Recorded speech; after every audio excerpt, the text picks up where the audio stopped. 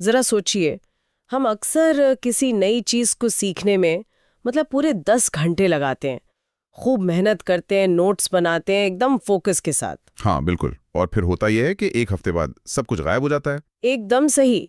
विज्ञान कहता है कि अगर हमारा तरीका गलत है ना, तो हमारा अपना ही दिमाग उन 10 घंटों में से 9 घंटों की मेहनत को सीधा कचरे के डिब्बे में डाल देगा। ठीक एक हफ्ते बाद दिमाग बिल्कुल खाली। हम अक्सर सोचते हैं कि भाई हमारी याददाश्त ही कमजोर है। लेकिन असल में हमारा दिमाग एक बहुत ही शातिर डिलीट मशीन है। ये एक ऐसा सच है जिसे हम अक्सर नजरअंदाज कर देते हैं। हाँ, और आज की इस डीप डाइव में हम इसी विषय की तह तक जाने वाले हैं। हम उन कारणों को डिकोड करेंगे जो हमारे सीखने की प्रक्रिया को फेल करते हैं। बिल्कुल, और इसके लिए हमारे पास दो बहुत ही शक्तिशाली स्रोत हैं। ये स्रोत शिक्षा और सीखने के विज्ञान को पूरी तरह से पलट देते हैं। तो जो पहला स्रोत है वो है एलन मस्क का हाउ टू लर्न एनीथिंग। इसमें हम शिक्षा के फर्स्ट प्रिंसिपल्स मतलब प्रथम सिद्धांतों के पीछे का विज्ञान समझेंगे। और दूसरा स्रोत है ए खटाना का। हाँ, जो कि Gen AI prompt engineering academy के संस्थापक हैं। उनका learn to learn test and score model है। तो आज हमारा मिशन यही है कि हम ये समझें कि पारंपरिक शिक्षा प्रणाली एक बायोलॉजिकल लेवल पर क्यों फेल होती है और कैसे फर्स्ट प्रिंसिपल्स और एक पेयर्ड लर्निंग स्ट्रक्चर का उपयोग करके किसी भी विषय में सच्ची महारत हासिल की जा सकती है। मतलब हम अपने दिमाग की इस डिलीट करने वाली आदत को हमेशा के लिए कैसे रोक सकते हैं? बिल्कुल। अच्छा, इसे समझने के लिए ना मैं एक उदाहरण देती हूँ। पारंपरिक तरीके से रट्टा मारना एक ऐसी बाल्टी में पानी भरने जैसा है जिसमें बहुत सारे छेद हों। बहुत बढ़िया एनालॉजी है ना? हम ऊपर से जानकारी का पानी डालते रहते हैं, खूब पसीना बहाते हैं, लेकिन वो सारी जानकारी उन छेदों से लगातार बहती रहती है। हम बस बाल्टी भरने की कोशिश कर रहे हैं, बिना ये जाने कि उन छेदों को बंद कैसे किया जाए। एकदम सही। तो उन छेदों को बंद कैसे करें? देखिए, बाल्टी के छेदों को बंद करने से पहले हमें ये जांचना होगा कि बाल्टी लीक क्यों कर रही है। मस्क के अनुसार इसका सीधा संबंध हमारी बायोलॉजी से है, मतलब हमारे जीव विज्ञान से। तो क्या हमारा दिमाग इवोल्यूशन के दौरान इस तरह से बना है? हाँ बिल्कुल, हमारा मस्तिष्क ऊर्जा को बचाने के लिए इस तरह से डिजाइन हुआ है कि वो फालतू का बोझ नहीं उठाता। हर नई जानकारी पर दिमाग एक सवाल लगाता है, मैं इसे क्यों याद रखूं? अच्छा, तो मतलब अगर उसे कोई ठोस कारण नहीं मिला तो वो उसे तुरंत मिटा देगा। अगर उसे कोई क्यों यानी वाई नहीं मिलता तो वो उस जानकारी को अप्रासंगिक मान लेता है। जो जानकारी हमारे सर्वाइवल या रोजमर्रा के काम में तुरंत मददगार नहीं है, वो सिर्फ ऊर्जा की बर्बादी है। अरे वाह, मतलब दिमाग उस न्यूरल पाथवे को कमजोर कर देता है और जानकारी डिलीट हो जाती है। एकदम। और यहीं पर मस्क वर्तमान शिक्षा प्रणाली की सबसे बड़ी आलोचना करते हैं।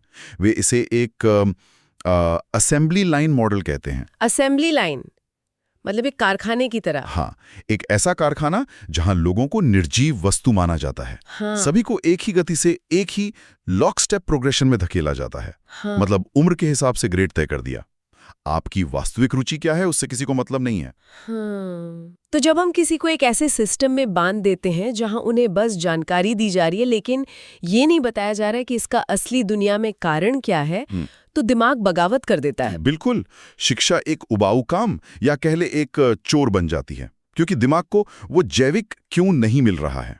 तो वो असेंबली लाइन से मिलने वाली हर जानकारी को स्कैन करता है और उसे सीधे डस्टबिन में डालता रहता है। तो क्या इसका मतलब यह है कि हमारी मौजूदा शिक्षा प्रणाली सीधे तौर पर इंसानी दिमाग के काम करने के तरीके के खिलाफ लड़ रही है? दुर्भाग्य से हाँ। ये तो ऐसा हुआ जैसे किसी को बातचीत करना सिखाने के बजाय पूरी डिक्शनरी याद करने के लिए मजबूर कर देना। बहुत ही सटीक उदाहरण दिया आपने, डिक्शनरी वाला। है ना? मतलब हम उन्हें शब्दों की लिस्ट रटवा रहे हैं लेकिन ये नहीं बता रहे कि उन शब्दों को जोड़कर किसी की भावनाएं कैसे समझी जाती हैं या अपनी बात कैसे रखी जाती है। बिल्कुल, जब हम किसी को डिक्शनरी रटने को कहते हैं तो हम उन्हें बिना किसी संदर्भ या कॉन्टेक्स्ट के उपकरण दे रहे होते हैं। वो शब्द शॉर्ट टर्म मेमोरी में तो रह सकते हैं लेकिन वो कभी लॉन्ग टर्म मेमोरी का हिस्सा नहीं बनते। एकदम सही। और यहीं पर मस्क का समस्या केंद्रित या प्रॉब्लम सेंट्रिक दृष्टिकोण उस असेंबली लाइन मॉडल को तोड़ता है। तो अगर असेंबली लाइन और बिना संदर्भ के पढ़ाना काम नहीं करता तो मस्क का ये समस्या केंद्रित मॉडल असल में कैसे काम करता है? मस्क का मानना है कि हमें उपकरणों के बारे में बात करने के बजाय समस्याओं से शुरुआत करनी चाहिए। स्रोत में एक बहुत ही व्यवहारिक उदाहरण है इंजन और रिंच का। अच्छा, इंजन और रिंच। हाँ, मान लीजिए आपको किसी को यह सिखाना है कि रिंच कैसे काम करता है, तो उन्हें औजारों के उपयोग पर एक लंबा लेक्चर मत दीजिए। हाँ, क्योंकि अगर मैं सिर्फ रिंच के बारे में पढ़ रही हूँ तो मेरा दिमाग तो यही पूछेगा ना कि क्यों, मुझे ये भारी सा लोहे का टुकड़ा क्यों समझना है। बिल्कुल, और कोई कारण न मिलने पर दिमाग उसे डिलीट कर देगा। इसके बजाय मस्क कहते हैं कि उनके सामने खराब इंजन रख दीजिए, एक समस्या पेश कीजिए। कहिए कि हमें इस इंजन को खोलना है और देखना है कि ये अंदर से कैसे काम करता है। हाँ, अब जब कोई उस इंजन को खोलने की कोशिश करेगा तो उसे तुरंत एक रुकावट महसूस होगी। उसे लगेगा कि नट खोलने के लिए हाथों की ताकत काफी नहीं है। मतलब उसे एक उपकरण की जरूरत महसूस होगी। और तब जब हम उसे रिंच देते हैं तो दिमाग तुरंत उस रिंच को एक समाधान के रूप में रजिस्टर कर लेता है। दिमाग को उसका क्यों मिल गया। अरे वाह, अब उसे कभी ये नहीं भूलेगा कि रिंच का उपयोग क्या है, क्योंकि न्यूरल लेवल पर रिंच की जानकारी सीधे उस इंजन को खोलने की सफलता के साथ जुड़ गई है। बिल्कुल, और ये हमें उस फर्स्ट प्रिंसिपल्स थिंकिंग की ओर ले जाता है जिसकी मस्क बहुत वकालत करते हैं। First principles thinking. लेकिन मुझे इसमें एक उलझन है। क्या फर्स्ट प्रिंसिपल्स का मतलब सिर्फ चीजों को आसान बनाना है, जैसे किसी जटिल विषय को बस एक 5 साल के बच्चे को समझा देना? नहीं, ये एक बहुत ही आम गलतफहमी है। फर्स्ट प्रिंसिपल्स थिंकिंग चीजों को डम डाउन करने के बारे में बिल्कुल नहीं है। ये किसी भी विषय को उसकी सबसे बुनियादी सच्चाइयों तक, मतलब फाउंडेशनल प्रेमिसेस तक तोड़ने के बारे में है। अच्छा, तो मतलब ये सिर्फ सरलीकरण नहीं है? नहीं, अक्सर हम एनालॉजी के आधार पर सोचते हैं कि भाई कोई चीज वैसी ही काम करेगी जैसी कोई पुरानी चीज करती थी, या जो सब कह रहे हैं वही सच है। तो ये दूसरों की मान्यताओं या अजम्पशंस को चुनौती देने के बारे में है। एकदम सही। ये हर उस चीज को हटाने के बारे में है जिसे साबित नहीं किया जा सकता। जब तक कि आपके पास केवल निर्विवाद तथ्य, मतलब जो एकदम अटल सच हैं, वो न बच जाएं। इसका कोई उदाहरण? जैसे अगर कोई नई प्रोग्रामिंग लैंग्वेज सीख रहा है तो आम सोच ये होगी कि मुझे इसके सारे सिंटैक्स रटने होंगे क्योंकि मैंने पुरानी लैंग्वेज में भी ऐसा ही किया था। हाँ, हम अक्सर ऐसा ही करते हैं। लेकिन फर्स्ट प्रिंसिपल थिंकिंग ये पूछेगी, इस लैंग्वेज का मुख्य उद्देश्य क्या है, ये मेमोरी को कैसे मैनेज करती है। जब बुनियादी लॉजिक समझ आ जाता है तो सिंटैक्स रटने की जरूरत नहीं पड़ती। मतलब हम ज्ञान की इमारत को दूसरों की मान्यताओं की नींव पर नहीं, बल्कि खुद के परछे हुए बुनियादी तथ्यों की नींव पर खड़ी कर रहे हैं। बिल्कुल, और इसे और भी इंटरैक्टिव बनाने के लिए मस्क गेमिफिकेशन की बात करते हैं। गेमिफिकेशन, हाँ, वीडियो गेम्स इसका सबसे बेहतरीन उदाहरण है कि इंसानी दिमाग कैसे काम करना पसंद करता है। बच्चे गेम खेलते हैं तो थकते नहीं हैं, क्योंकि गेम उन्हें एक स्पष्ट क्यों देता है।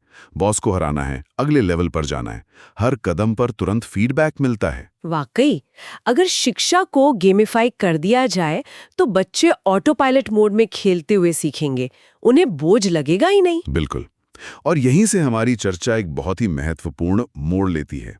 देखिए, मस्क ने हमें ये दर्शन तो दे दिया कि फर्स्ट प्रिंसिपल्स क्या हैं और दिमाग को क्यों की जरूरत है, लेकिन हम इसे अपनी रोजमर्रा की जिंदगी में कैसे लागू करें? मतलब क्या से कैसे की ओर कैसे बढ़ें?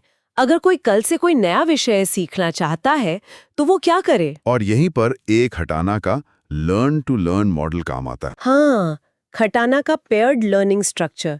चलिए इसे डिकोड करते हैं। मैंने स्रोत में देखा कि ये कोई सीधा रास्ता नहीं है, बल्कि एक लूप पर आधारित प्रणाली है। एक निरंतर चक्र, सीखना, फिर परीक्षण करना, फिर मजबूत करना और फिर आगे बढ़ना। Learn, test, strengthen, progress. बिल्कुल, ये मॉडल पारंपरिक शिक्षा की सबसे बड़ी खामी को सुधारता है। पारंपरिक शिक्षा में हम पहले महीनों तक सिर्फ सीखते हैं और फिर साल के अंत में एक बड़ा इम्तिहान लेते हैं। लेकिन खटाना के मॉडल में सीखना और परीक्षण करना एक साथ चलते हैं ना? एकदम साथ साथ। सीखने के हर स्तर को तुरंत टेस्टिंग द्वारा मजबूत किया जाता है। लेकिन एक मिनट, मैं यहाँ थोड़ा रुकना चाहूंगी। सीखने के तुरंत बाद परीक्षण करना, क्या ये तनाव नहीं बढ़ाएगा? मतलब टेस्ट तो अक्सर डरावने होते हैं। हाँ, ये डर इसलिए है क्योंकि हम टेस्ट को एक जजमेंट की तरह देखते हैं कि कोई हमें फेल कर देगा। सही बात है। अगर मुझे पहले ही दिन टेस्ट देना पड़े तो शायद मैं घबराकर सीखना ही छोड़ दूं। लेकिन खटाना के मॉडल में परीक्षण जजमेंट के लिए नहीं है, ये एक बायोलॉजिकल टूल है। जब आप कुछ पढ़ने के तुरंत बाद एक छोटा सा क्विज देते हैं तो ये लो स्टेक्स होता है। लो स्टेक्स मतलब इसमें फेल होने का कोई बड़ा नुकसान नहीं है। बिल्कुल। इसके पीछे का विज्ञान ये है कि जब दिमाग को तुरंत कोई जानकारी वापस याद करने के लिए मतलब रिकॉल करने के लिए मजबूर किया जाता है तो वो उस जानकारी के न्यूरल पाथवे को मोटा और मजबूत कर देता है। अच्छा। ये दिमाग को एक अलार्म भेजता है कि भाई ये जानकारी काम की है, इसे डिलीट मत करो। अरे वाह, मतलब ये तो एक वीडियो गेम में सेव पॉइंट की तरह हो गया ना। कैसे? जैसे जब हम किसी मुश्किल गेम में एक लेवल पार कर लेते हैं तो तुरंत गेम को सेव कर लेते हैं ताकि अगर आगे आउट भी हो जाए तो बिल्कुल शुरुआत से ना खेलना पड़े। तो ये शुरुआती परीक्षण सीखी गई जानकारी को दिमाग में सेव कर रहा है। क्या बात है, बहुत ही शानदार एनालॉजी है। एकदम यही होता है। और ये सेव करने की प्रक्रिया खटाना के मॉडल के 3 स्तरों में बंटी हुई है। तो पहला स्तर क्या है? पहला है लेवल 1 फाउंडेशन। तो फाउंडेशन लेवल में हम बस बुनियादी समझ बना रहे हैं, जैसे किसी लेख की समरी पढ़ना या माइंड मैप देखना। हाँ, या कोई एक्सप्लेनर वीडियो देखना। इसमें जटिल जानकारी को आसानी से पचने योग्य हिस्सों में तोड़ा जाता है और जैसा कि हमने कहा, इस बुनियादी समझ के तुरंत बाद परीक्षण होता है। तो यहाँ परीक्षण कैसा होगा? छोटे फ्लैश कार्ड और बेसिक क्विज के जरिए आपकी इनिशियल रिकॉल मतलब तुरंत याद करने की क्षमता को जांचा जाता है। यहाँ बस ये देखना है कि क्या मुख्य बातें याद हैं। ठीक है, तो ये हुआ हमारा पहला सेव पॉइंट। अब हम लेवल 2 पर जाते हैं, जिसे एक्टिव लर्निंग कहा गया है। लेवल 1 में हमने टूल्स के बारे में जाना, तो क्या लेवल 2 में हम उन टूल्स का इस्तेमाल करना सीखते हैं? एकदम सही पकड़ा आपने। इस स्तर पर समझ को गहरा किया जाता है। खटाना के मॉडल में लेवल 2 के लिए सिस्टम प्रॉम्प्ट्स और इंटरैक्टिव चैट का उपयोग किया जाता है। मैं सिस्टम प्रॉम्प्ट वाले हिस्से को थोड़ा समझना चाहूंगी। ये वास्तव में दिमाग के साथ क्या कर रहा है?